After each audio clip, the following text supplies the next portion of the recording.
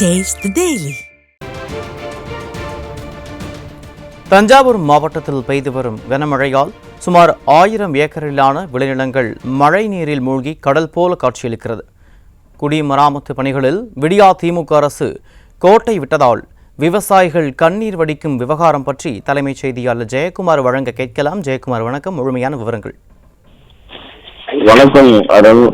தென் மாவட்டங்களாக இருக்கக்கூடிய தஞ்சாவூர், மயிலாடுதுறை, திருவாரூர், டெல்டா மாவட்டங்கள், குறிப்பாக காவிரி டெல்டா மாவட்டங்களாக இருக்கக்கூடிய இந்த பகுதிகளிலே கனமழைக்கான வாய்ப்பு இருப்பதாக ஏற்கனவே வானிலை ஆய்வு மையம் தெரிவித்திருக்கிறது. அதனுடைய அடிப்படையில் தான் நாகப்பட்டினம், பாண்டிச்சேரி, இன்னும் பல்வேறு மாவட்டங்கள் கனமழையுடைய தாக்கம் கடந்த 2 நாட்களாக அதிகரித்து வருகிறது. தஞ்சாவூர் மாவட்டத்தை பொறுத்தளவிற்கு சுமார் 1000 ஏக்கர் விளைநிலங்கள் கடல் போல மழைநீர் மூழ்கி காட்சியளிக்கிறது. விவசாயிகள் கண்ணீர் சிந்தக்கூடிய ஒரு அவல நிலைக்கு தள்ளப்பட்டிருக்கிறார்கள். வாய்க்கு எட்டக்கூடிய அந்த நெல்மணிகள் அனைத்துமே தண்ணீரில் மூழ்கி இருக்கிறது. அனைத்துமே அது கெட்டு போகக்கூடிய ஒரு சூழ்நிலைக்கு உருவாகி இருக்கிறது. அவை அனைத்தும் அறுவடைக்கு தயாராக இருந்த ஒரு நிலையில் இந்த மழையினுடைய தாக்கத்தின் காரணமாக விவசாயிகள் மிகப்பெரிய துயரத்திற்கு ஆள்பட்டிருக்கிறார்கள். தஞ்சாவூர் மாவட்டத்தில் மட்டும் நேற்று இடைவிடாமல் பெய்த அந்த கனமழையின் தாக்கத்தின் காரணமாகவும் இன்று தொடர்ந்து பெய்து வரக்கூடிய மழையினுடைய தாக்கத்தின் காரணமாகவும் நெய்வாசல், அதே போன்று தலையாமங்கலம், வாண்டையார் இருப்பு, காட்டூர், கைகாட்டி உள்ளிட்ட பல்வேறு பகுதிகளில் நூற்றுக்கணக்கான ஏக்கர் சுமார் 30 நாட்களான இளம் பயிர்கள் எல்லாம் மூழ்கி இருக்கிறது. அதே போன்று விளைந்த நெற்பயிர்கள் எல்லாம் தண்ணீரில் மூழ்கி இருக்கிறது.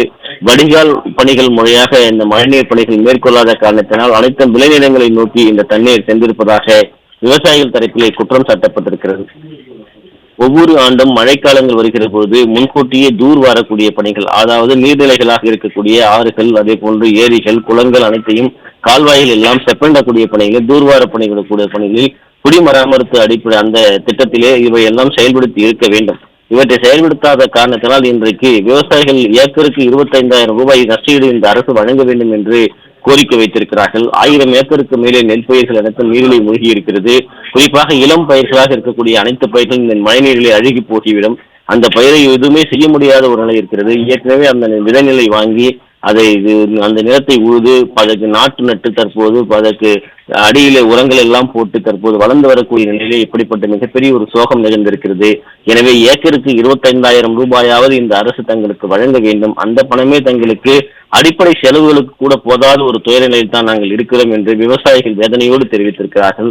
வேளாண் அதிகாரிகள் இந்த பகுதியில் முழுமையாக கணக்கிட்டு இந்த பகுதியில் இருக்கக்கூடிய ஒவ்வொரு ஏக்கருக்கும் 25,000 30,000 ரூபாய் வரை வழங்க வேண்டும். இல்லை என்றால் மிகப்பெரிய அளவிலே தங்களுடைய வேதனையை வெளிப்படுத்தக்கூடிய வகையில் போராட்டங்களை முன்னெடுக்க வேண்டிய சூழ்நிலைக்கு தள்ளப்படுவோம் என்று விவசாயிகள் கோரிக்கை வைத்திருக்கிறார்கள். இதுபோன்றுதான் திருவாரூர் மாவட்டத்திலும் பல 1000 ஏக்கர் கிட்டத்தட்ட இதுபோன்று பாதிப்படைந்திருக்கிறது. அதே போன்று மயிலாடுதுறை மாவட்டத்திலும் விவசாய நிலங்கள் பாதிக்கப்பட்டிருக்கிறது. நாகப்பட்டினம் மாவட்டத்தில் விவசாய நிலங்கள், உப்பளங்கள் எல்லாம் தண்ணீரில் மூழ்கி மிகப்பெரிய அளவில் சேதமடைந்திருக்கிறது. இவற்றை எல்லாம் கணக்கில் எடுத்து தேவையான நிவாரணங்களை வழங்க வேண்டும் என்பதுதான் அந்த பகுதியில் இருக்கக்கூடிய ஏழை விவசாயிகளுடைய கண்ணீர் கோரிக்கையாக இருப்பது குறிப்பிடத்தக்கது. ஜெயக்குமார், முழுமையான விவரங்களுக்கு நன்றி.